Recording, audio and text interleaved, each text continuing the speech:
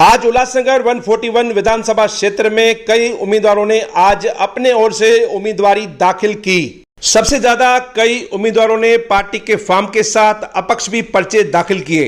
मतलब अपक्ष द्वारा बड़ी राजनीति 141 क्षेत्र में इस बार होने वाली है। आपको जानकारी देते हैं पूरे विस्तार के साथ। उल्लासनगर 141 विधानसभा क्षेत्र से मंगलवार के दिन उम्मीदवारों ने पूरे जोश के साथ फॉर्म भरे।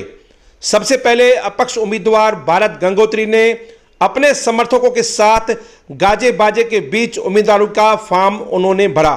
उनके जुलूस में भारी संख्या में लोग शामिल थे जो उनके समर्थन का दावा करते नजर आए।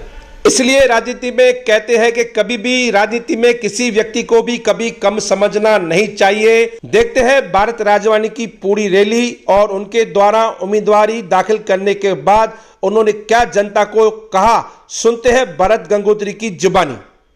अपक्ष भरा है, किसी पार्टी से नहीं, अपक्ष भर के लिए। काफी समय लगा। देखिए, जिस तरह से यहाँ का सर्वे गया हुआ था उसमें जो यहाँ का आमदार था उसकी रिपोर्ट टोटल नेगेटिव थी और लोगों ने समझो उनके बारे में एक भाई विकास हुआ नहीं, जिसके कारण नेगेटिव जाने के कारण हमने सोचा कि अभी बहुत हो गया, अभी उल्लासनगर में कुछ परिवर्तन होना चाहिए। तो जो नारा हमने दिया था, चेहरा बदलो उल्लासनगर बदलो बदलेगा, उस तर्ज के ऊपर हमने आज निर्णय लेके हमने अपक्ष फॉर्म भरा है। समय इसके कारण लगा क्योंकि एकदम एंड मोमेंट पे थे हम लोग और हमसे जो पीछे दूसरे भी काफी सारे कैंडिडेट आए थे और अधिकारी ने उन सबको एक साथ अंदर बुला लिया था। तो जो स्क्रूटनी हो रही थी उसमें टाइम लगा, जिसके कारण लेट हो। देखिए, हम पहले से ही बोलते कि हम 17 नंबर पैनल में जो विकास कार्य किए वो एक मॉडल के तौर पे किए, वही मॉडल लेके हम विधानसभा 141 में विकास की तवज्जो रखेंगे। अगर लोगों ने हमें एक बार मौका दिया यहाँ पे आने का और यहाँ पे जीत दिलाई, तो हम जिस तरह 17 नंबर में विकास किया है उसी तरह विधानसभा 141 में भी करेंगे। अभी तक कोई भी दबाव नहीं है, जहाँ तक उनको मालूम ही नहीं है क्योंकि फॉर्म ही अभी भरा है। तो अभी देखेंगे क्या है। और आप हम जनता का जो हमें समर्थन है ना, हम उस बियाप पे यहाँ पे लड़ने को आए हुए हैं। हम इस वक्त कोई पक्ष या महायुति की सपोर्ट पे नहीं आए क्योंकि हम खुद पक्ष से राजीनामा देके यहाँ पे रुक रहे हैं। आपका पर्चा चालू ही है, हमारा बंद किधर है? आपने नहीं, हमने दादा को इन्फॉर्म नहीं किया है।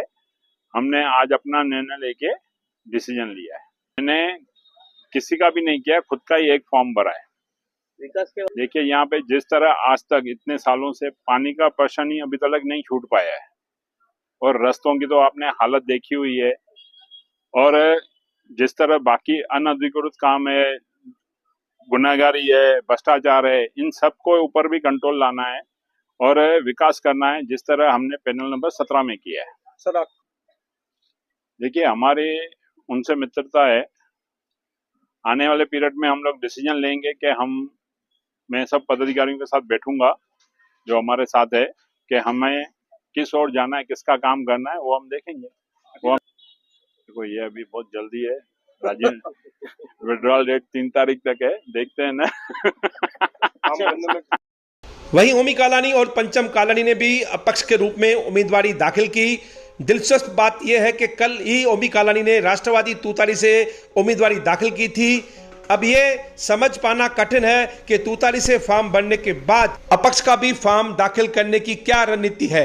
ऐसा प्रतीत होता है कि ओमी कालानी आगामी चुनाव के लिए अलग अलग समीकरण बनाने की कोशिश कर रहे हैं, जिसका परिणाम कुछ ही दिनों में स्पष्ट हो जाएगा। दूसरी ओर की बात करें तो बहुजन वंचित अघाड़ी से संजय गुप्ता ने अपने पूरे दमखम के साथ फॉर्म भरा। उनके समर्थक भी भारी संख्या में वहां मौजूद थे, जिससे उनके पक्ष में एक मजबूत जनाधार का संकेत मिलता है। वहीं मनसे पार्टी के उम्मीदवार बगान बालेराव ने सादगी से उम्मीदवारी का फॉर्म भरा। वह बिना किसी तामझाम के आए और शांतिपूर्वक फॉर्म भरकर वहां से लौट गए, जो उनके सादगी रवैये को दर्शाता है। इस तरह उल्लासनगर 141 विधानसभा क्षेत्र में चुनावी सरगर्मियां बढ़ चुकी है, जहां अपक्ष उम्मीदवारों की रणनीति से लेकर दलों के बीच मुकाबला अब और भी तेज होता जा रहा है। आइए सुनते हैं क्या कहते हैं भगवान भालेराव, संजय गुप्ता। आने वाले चुनाव में किस प्रकार से समीकरण बनेंगे, सुनते हैं उनके द्वारा। कमलेश जी, आज आपने नामांकन दाखिल किया है, किसका किया जरा बताएंगे? देखिए, कल हमारे नेता आदरणीय ओमी कलानी जी का कल फॉर्म भरा था राष्ट्रवादी कांग्रेस पार्टी से, और आज फिर राष्ट्रवादी कांग्रेस पार्टी के पूर्व महापौर जिला अध्यक्ष पंचम कलानी जी ने आज यहाँ पर पर्चा दाखिल किया है पंचम कलानी जी का। और बहुत ही लोगों में उत्साह है कि आने वाले दिनों में कलानी परिवार के ओमी कलानी जी बहुत भारी बहुमतों से चुनाव जीतने वाले हैं। आज पंचम कलानी जी का जो डमी फॉर्म दाखिल करने की जरूरत क्यों पड़ी? देखिए, जरूरत कुछ भी नहीं है। जो प्रक्रिया है, चुनावी प्रक्रिया, वो प्रक्रिया पूरी कर रहे हैं। कल ओमी कलानी जी का भरा था, आज पंचम कलानी जी का भी भरा है। ऐसी भी जानकारी मिली है कि ओमी कलानी ने आज अपक्ष भी दाखिल किया है। देखिए, फॉर्म जो है वो चुनावी प्रक्रिया में जो एबी फॉर्म जो है वो ओमी कलानी जी के फॉर्म में हमने लगाया हुआ है, और राष्ट्रवादी कांग्रेस पार्टी की तरफ से दोनों हमारे जो पंचम कलानी जी, ओमी कलानी जी, दोनों का फॉर्म भरा है। और इंडिपेंडेंट फॉर्म जो आज भरा हुआ है वो एक अपने बैकअप के लिए वो फॉर्म रखा हुआ है। ओमी जी, इस चुनाव में दोस्ती का गठबंधन आपने जिससे निभाया था, वह आपको इस बार गठबंधन जिसे आपने निभाया था वैसे वो निभा पाएंगे आपके साथ? ना ही मेरा कोई डिमांड है, ना ही उन्होंने कुछ बोला है। वो अपने युति पक्ष के साथ ही रहेंगे, ऐसा मुझे लगता है। जी, प्रचार की शुरुआत कब से करेंगे? प्रचार की शुरुआत जोरदार हो चुकी है। हमारे स्टार प्रचारक आदरणीय पप्पू कलानी जी घर घर पर घूम रहे हैं। ओमी कलानी जी एक तरफ ले रहे हैं बैठक, दूसरी तरफ पंचम कलानी जी है, सीमा कलानी जी, हमारे जो नेता हैं सभी, अजीत माखीजानी, संतोष पांडे जी, सुमित चक्रवर्ती, पीतू राजवानी, तमाम साथी हमारे नेता लोग निकल चुके हैं अपने अपने घरों पर जाकर। डोर टू डोर प्रचार हमारा चालू हो चुका है।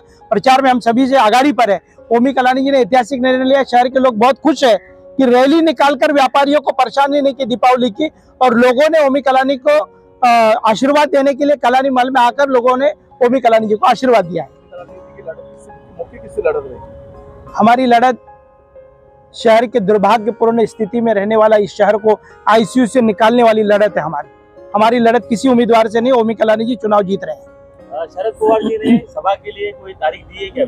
जल्द तारीख मिल जाएगी, और आदरणीय शरद चंद्र पवार जी और उनके साथ में सभी नेता यहाँ पर उल्लासनगर में उपस्थित होंगे। और